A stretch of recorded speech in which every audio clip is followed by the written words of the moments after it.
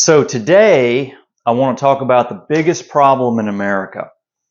When we look at all of our problems, crime and drugs and mass shootings and failing schools, we tend to think all these things are separate problems. They're not. They're all related to the same root cause. They're all symptoms of the same root cause, fatherlessness.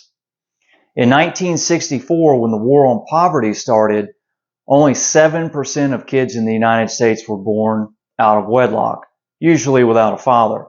Today, it's 40%. In the black community, the numbers are even higher. In 1964, 1 out of 4 black kids was fatherless. Today, it's 3 out of 4. So why does that matter? Well, let's take a look at the stats, because the numbers don't lie. Kids that are fatherless are 5 times more likely to live in poverty. That's a huge disparity.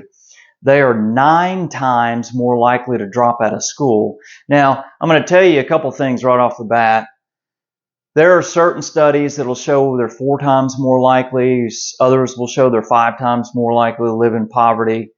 But they all agree. These statistics are overwhelming. So you can squabble about the exact amount.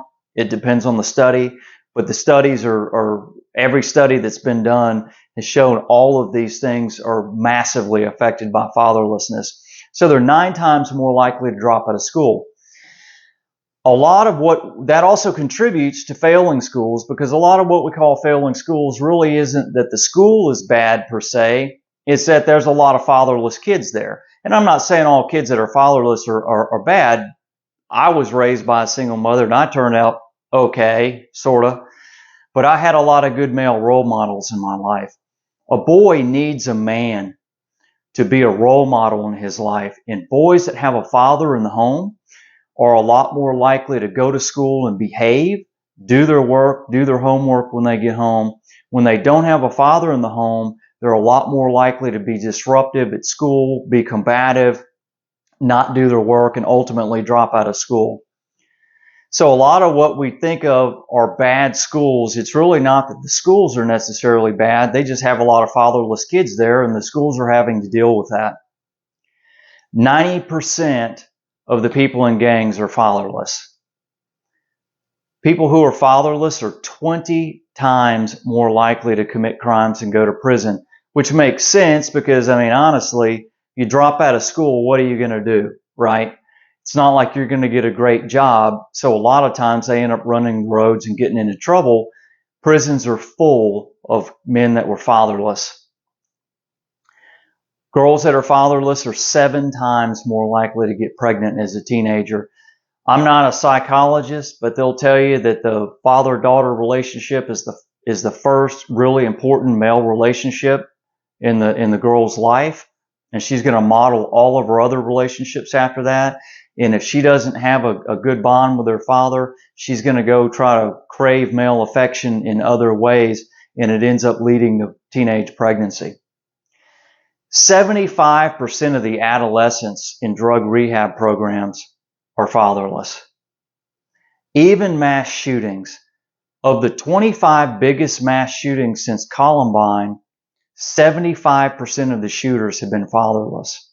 We've had guns forever, but we didn't start having a mass shooting problem till about 25 years ago. As the fatherless epidemic has skyrocketed, mass shootings have become a problem. Before that, they were never a problem. So what we do in the U.S. is we throw trillions of dollars at all of these problems. We might as well take all that taxpayer money and just throw it in a pile and light it on fire. None of these problems I can guarantee you, none of these problems will ever get better until we address the root cause. So anyone who has any problem-solving skills at all understands the only way to really solve a problem is to address the root cause. You can't just go after the symptoms. You have to address the root cause. It's not the best way to solve a problem.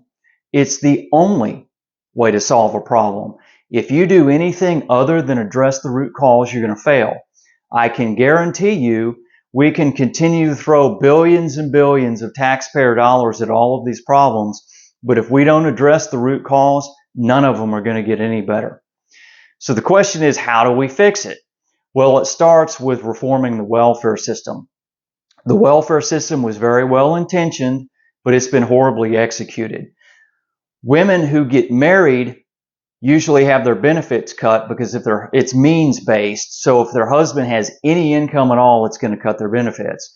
So it gives a massive financial disincentive to get married. Now, some people think that women wouldn't get married just because they're going to get their benefits cut. Of course they would. Heck, I wouldn't get married if I was going to get free benefits, and neither would you.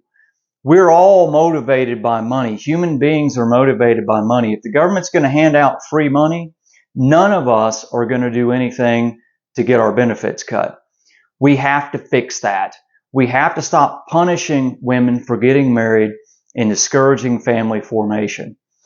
Look, our country is just a collection of a bunch of communities from coast to coast. And all those communities are just a collection of a bunch of families. Well, as the families implode, the communities implode. And as the communities implode, the country will implode. This is by far the biggest risk to the United States. It's not the Chinese or the Russians or any other outside force. We are literally destroying ourselves from within. And until we fix this problem, none of these other problems can get better.